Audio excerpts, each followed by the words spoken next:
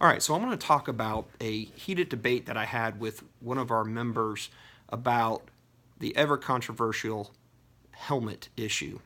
And his point that he reached out to me on was he thought that Georgia ought to go to the Texas model, maybe modify it a little bit. So first, let me tell you what the Texas model is, and then I'll tell you what my response to that was. And I want to hear from you all on your opinion about what we should do about our helmet law.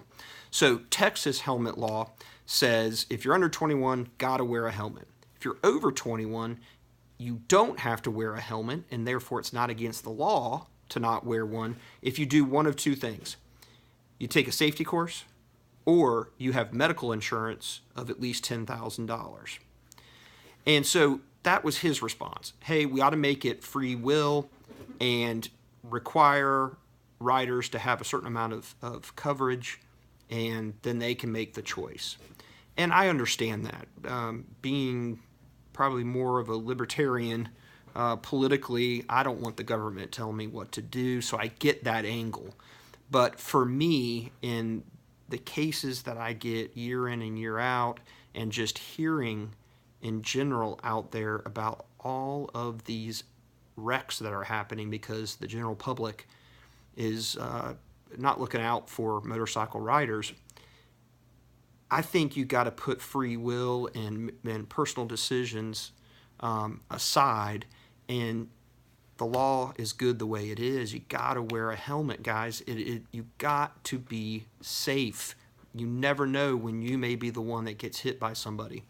And so if you all know me at this point by watching some of these videos, you know that I love empirical data. So I threw back at him some of the empirical data as my response and said, look, I get it, but here's what the empirical data shows in states where they repealed helmet laws, similar to Texas or even much lenient than Texas. The study showed that afterward, traumatic brain injuries increased by 60 some odd % or more. Deaths increased by 30% or more. And this is in the motorcycle riders themselves.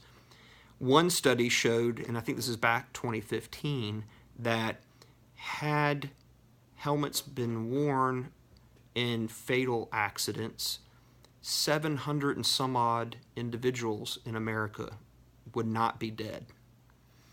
And that kind of struck me. That's 700 lives just because they didn't want to wear a helmet. And to me, at the end of the day, I look at that and I say, come on. I get it. You want to have your own choice. I understand that. But we got to also recognize that this is a dangerous hobby, riding a bike. Not because of us, not because of us riders out there, but because of other people. And we can't be sure that we're not going to be the next one that is knocked off our bike. And you got to have that helmet to protect yourself. So that was my take at the end. Looking at the data suggests that, you know, these helmet laws are there to ultimately protect the rider, and the empirical data backs that up. And it's just absolutely necessary that we wear the correct helmet, not just any helmet, but the correct helmet. So that was my response. But I want to hear from you guys. What do you think? Do you think we ought to go to the Texas model and put the onus on the biker that you're going to have to get enough insurance to cover injuries that you sustain, even if it's by a third party, because you're not wearing a helmet? Or should we keep the law where we are, or maybe some variation of that? Love to hear from you. Comment to this video in the group, or otherwise shoot me an email. Would love to hear from you on it. Just want to have an open battle, if you will, over it, and hear what people's opinions are. Thanks for watching the video.